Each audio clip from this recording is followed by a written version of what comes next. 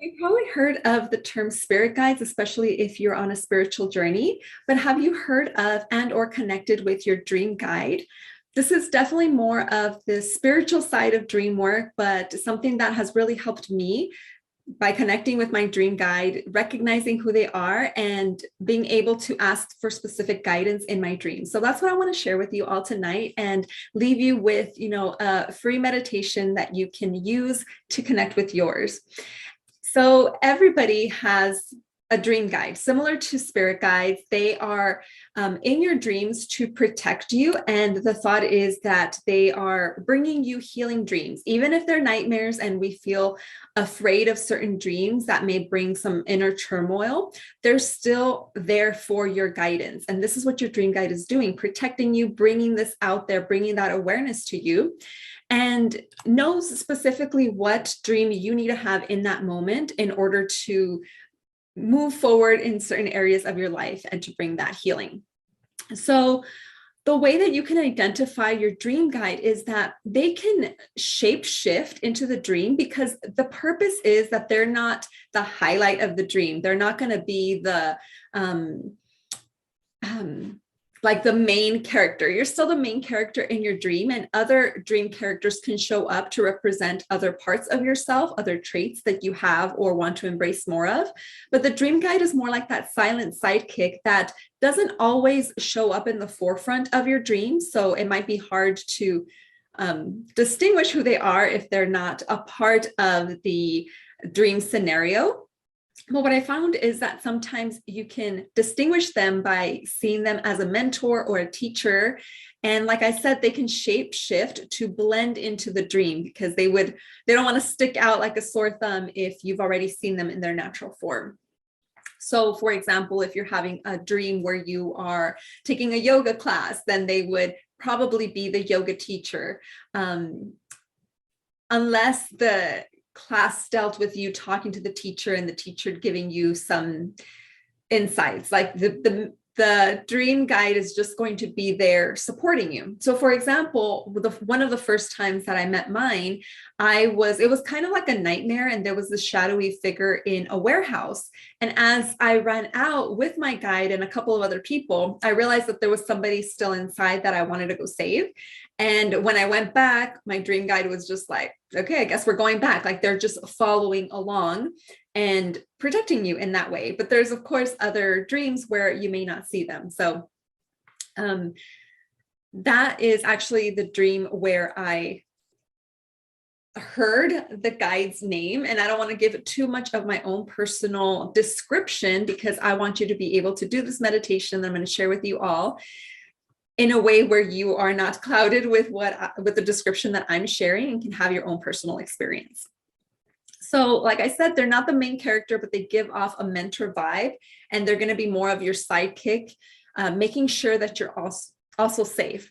Another way to distinguish who your guide is, with another example, is that in a dream, my guide got shot. There was like something going on in the house, and they got shot. There wasn't an emotional response, and not because I didn't care for my guide, but because I knew that they would be fine, that it would be different if it was another character that was representing a part of me, or that looked like, a loved one or somebody I cared for that was trying to give me a lesson. So, and then, they were fine in the next section of the dream. So they usually won't come up with their own ideas. They're mostly observers and following you around. There's times where you can see them as, even if they shapeshift, once you start connecting with them and seeing them, you can also see them in their natural form and ask for their names, so that you can intentionally call out to them as you're falling asleep and ask for specific things to show up in your dreams if you need more clarity. So that's an easier way to start working with dream incubation, which is asking for messages in the dream and getting that insight by asking your dream guide. I also noticed that my guide's gender changed as I was changing from a more like masculine workaholic type of energy to a more feminine, being more in the flow. my guide shifted in gender too, because it was a representation of me and the types of dreams that I was having. So those are things to consider. And another fun thing that I really like about guides is that I've talked about falling dreams in one of my reels. You can see that in my Instagram highlights if you're watching this on Instagram, under dream symbols. But those falling dreams where you just feel like a jolt or a jerk motion where you're falling over and then that fall wakes you up. There's a physical actual reasoning behind that, but the more spiritual one is that your dream guide is pulling you out of a potentially bad dream or a nightmare that wasn't going to be for your higher good. So they're protecting you in that way, even if you don't see them. So those are a couple of things to consider. I do have a dream guide meditation so that you can connect with them, and I will share it in the description.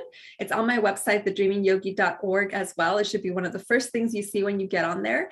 And just listen to this meditation. It's really short. It's a visual that's going to help you open your third eye to welcome in your dream guide, and just do it tonight and the next night following. I would love to hear what your experiences are. And if you want to start like a comment thread below describing your guide.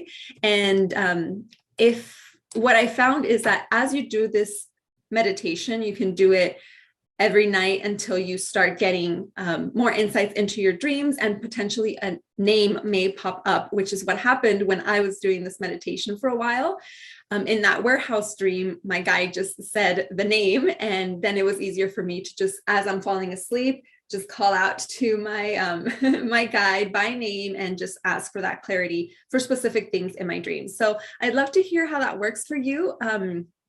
If a name doesn't come up, or you're still, struggling a little bit with it, don't get frustrated and don't give up. Just be patient.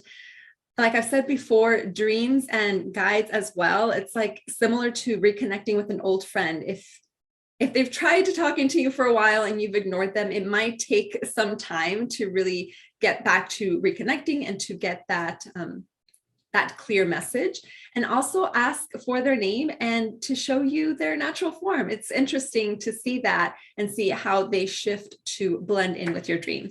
So I'd love to hear your thoughts and what your dream guide looks like.